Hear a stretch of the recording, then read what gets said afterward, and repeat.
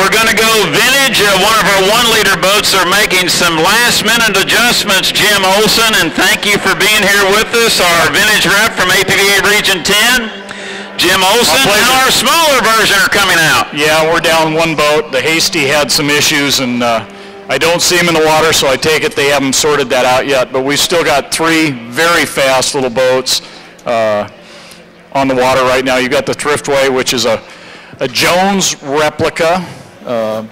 Although there never was a 145 hydro like this, it's in the spirit of vintage, and it honors the Thriftway.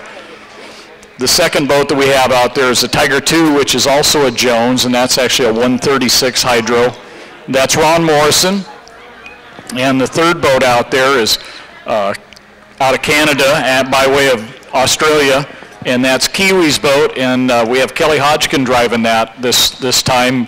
We started to have Kelly drive 2 weeks ago in Pateros. We had issue on the water, and we had a couple things happen, and so he didn't get to run, but he's out there today to see what it's like behind the wheel when you're in a conventional versus a cab over.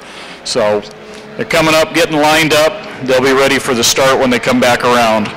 And we'd like to thank our vintage class sponsor, the Hydroplane and Raceboat Museum, located at 5917 South 196th Street in Kent, Washington. Thank you to the Hydroplane and Raceboat Museum. And Jim, then you'll be busy October 5th and 6th for Mahogany Merlot, vintage action over on beautiful Lake Chelan, Washington. If I hit the Powerball between now and then, I'll come back out for that one. Please, because you can announce. No, you got one right here. Well, the problem is I end up doing it.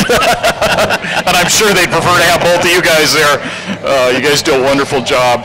Now, if the folks really enjoy the vintage boats, please come over the first weekend in October. It is a great event, and as Jeff and I were talking earlier, it's the only place in the world that you're going to see that many vintage inboard hydros plus that many vintage unlimiteds, and I mean some good quality boats.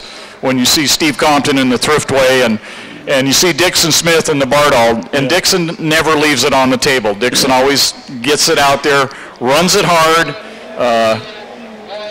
Plus, it's neat revisiting a race site that hosted the Apple Cup for years back in the 50s. Just like last week in Coeur d'Alene where the Diamond Cup was run, and they put the Unlimited race on last week. Then we had vintage inboards, vintage unlimiteds, and Grand Prix there. So those folks are really treated to a spectacle. I was speaking to Brad. He was over in Coeur d'Alene, and he said the log boom contingent was just packed, boat to boat to boat. You could not sneak another one in there, and that's just super. No, it's wonderful. I was talking with Jerry Kelson earlier in the week, and Jerry was talking about the people on the Finger Pier when he came back to the dock down by the hotel, and he said they were going berserk, and he said all the Unlimited crews were out there watching. They just had a wonderful time. So no, it's a great opportunity. Well, Jim, they'll come down to the green flag here as we're 6 seconds on our clock, and I like how you do it here in Region 10. It's kind of a simulated race, but they're not racing, and they'll go 4 times around. Well, I keep talking with guys back east, and I say, you got to come out and see what this is like, and then for somebody like yourself to come out like you did 2 years ago, what's this all about? I like it. Well, it gives it a little more uniformity, and you can talk about it a little bit better instead of going out and kind of tooling around, let's say. It's more interest when you've got people out there in somewhat close proximity, and as you can see, they've got plenty of lane separation and room. The boats are all in good attitude. Nobody's doing anything crazy. They're just having fun, and probably the biggest problem is that they can't quit smiling, I know Doug Brow, after he ran the Vitamilk, came in, and he was, Doug was in tears. It's been a long time coming. And part of that was just the thrill of running the boat that his dad had run, but it's also the agony of losing a propeller. And, Yeah, they did a little damage there, but they didn't hurt the boat. So, well, good. You know, God bless them. We're fortunate that didn't happen. But as we watch these guys go into the south turn, they've the two front boats are together. Travis doesn't quite have the speed to run with them yet, and he also doesn't have the experience the other two drivers have. So he's smart in staying back a little bit, not trying to do something he shouldn't, and he's learning every time he goes out. In fact, 2 weeks ago in Pateras, he had just gotten qualified. The very next heat, he got disqualified. So it was bittersweet. But as he said, and as Gordy, his dad, said, you learn. And we all learn as we do it every time, and we all get better, hopefully. And for our fans just joining us, there are safety aspects that the drivers have to meet to go out on the race course here in the vintage category. Well, we all have to wear an A100 life jacket. That is mandatory in vintage. It doesn't matter what size the boat is. That means that life jacket is capable of floating you upon impact after a 100-mile-an-hour plus accident. They have to wear the same helmets, the Schnell rating helmets that the competition boats run.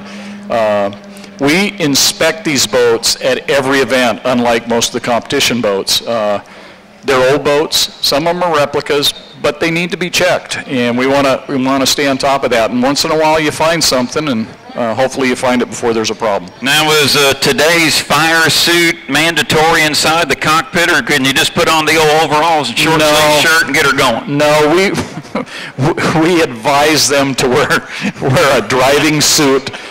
Fire retardant is not mandatory at this point. I'm sure it's coming. That's the constraints of insurance. And as we go down the road, if that's where we go, we'll deal with it, and people will have to get the suits. But we try and keep it as safe as possible, and that's why you won't see these guys doing 120-mile-an-hour bonsai runs out here, too. As far as speeds go, Jim, what are we seeing from the smaller ones here, especially the two out in front as the replica little Thriftway trails back? Those boats are capable of 75, 80, 85 miles an hour if they're really, really humming along. They're not going quite that fast right now, but you got to remember there's not a lot of boat there. I was talking with Steve Parker earlier, who drove the Humbug, and he said it's like there's nothing there because his boat, the Calypso that they run, is a bigger boat. They're not very big. They're little bitty things. Now, question I've never asked, and it just hit me, what about the propellers with these? Do they kind of go back and use some propellers in racing day, or they just go to more newer stuff? It's all over the board. There's some 3 blades out there. There's some 2 blades out there. A lot of times, some of these boats didn't handle very well back in the day, and by going to some of the newer propellers with different lift and rig pitch in them, you can correct some of those issues without having to rebuild or redo sponsons, things like that. So there's a lot that goes into it, and we've got some of these guys that spend a lot of time and effort on propellers. Others were lucky enough to find what was run on the boat when it was original, and they just go out and do it. Well, I like the little replica Miss Thriftway, and Brad is up here taking a break, and he's like me. He's the biggest kid in the candy shop. I want to see Little Miss Bardoll, Little Hawaii Kai, Little Miss Exide. How about even maybe one of that Little Miss Madison boat out there, Brad? Will we drive it? Brad's not going to answer. Where's the wee wahoo? Back in the day, we had the wee wahoo. It is, the boat is sitting, I think it's at Kelson's right now. What isn't in Kelson's? That's a pretty broad statement, is in my place. So, no, it's the boat. I don't know why it's not out. You'll have to ask Pete. But no, I just heard you guys talking a little bit earlier, and he was talking about we need a wee Hawaii Kai and a Maverick, and just bring out a coral reef for good measure. Bring out Harry Reeves, and it'll be the '59 Gold Cup all over again. Well, that's actually a boat. That's my vintage there. Well, as my friend 10-Speed said, second place finisher in the '59 Gold Cup, Harry Reeves in the Coral Reef. Yep. How about that? He's all over it, and he put that in my head years ago. You're on top of your game. Well, we were talking about Doug Brow running out there, and on the back of his boat it says, he's got Bill Brow's name on there, of course, and dedicated to the world's fastest milkman. And you see the cardboard cow over there. And you can see the hands up in the air over there. He was the world's fastest milkman, and here's a little piece for you. He turned a lap there on Lake Washington. He had a 3-lap qualifying average of 120.356 with a fast lap of 120.536, and do not ask me why I know that. And that was in the X-side. That was in the X-side, that is correct. With nitrous oxide. After they put the nitrous in the boat and had the big win over there in Coeur d'Alene, and I still have the headlines out of the paper when the boats came over the hump to Seattle, and it says, "Brow will laugh his way home." That was the headline on the sports page. I think that was 1965. That it was. That it was. No, that was a day of real innovation, and they took it to everybody for a while until the rest of them caught on, and then kind of leveled the playing field back out. But what a great time to be watching, to be involved. Oh. We were blessed. Yes, we were. And right on the front of the cockpit, on the X side, it said the Happy Hydro for the laughing gas. Unfortunately, they couldn't translate and parlay that speed that they had in 1965 into the 1965 Gold Cup victory. I'll never forget that, running down the backstretch on the inside. Bill was on the inside. He had Manchester and Musson with him, and the Notre Dame and the Bardol. All three of them were really rolling, and you saw the fireballs come out of the stack of that X side, and Bill exited the cockpit and went and stood on the back of the boat. You were there, and we all saw that boat just burn lower and lower into the water. It was all what a day. Weenie roast time is what it was, unfortunately. Wow. But how great to have Doug out here putting that boat on the water, giving us an opportunity to talk about Bill Brow. Well, I think I got to go back to work now. You're going to send me down to where I got to do my work. Go to work? This isn't work. Great. I thought it was fun. Good to see you though at a race. I'm always separated from I know. you, I never get to be anywhere near him. Brad doing a great job in the pits. And Jim, once again, thank you so much for joining us. And you'll be back later with mediums, and will we have the larger versions back out? Well, let's hope. I think we're just worrying about time right now. But other than that, we'll be back out there. We just had a little work done on the Mycin down here, and they're ready to go again. So we'll get them back out and have some more fun. Thank you. Jim Olson with us, the vintage rep here in APBA Region 10, and thank you so much for your insight with the vintage boats.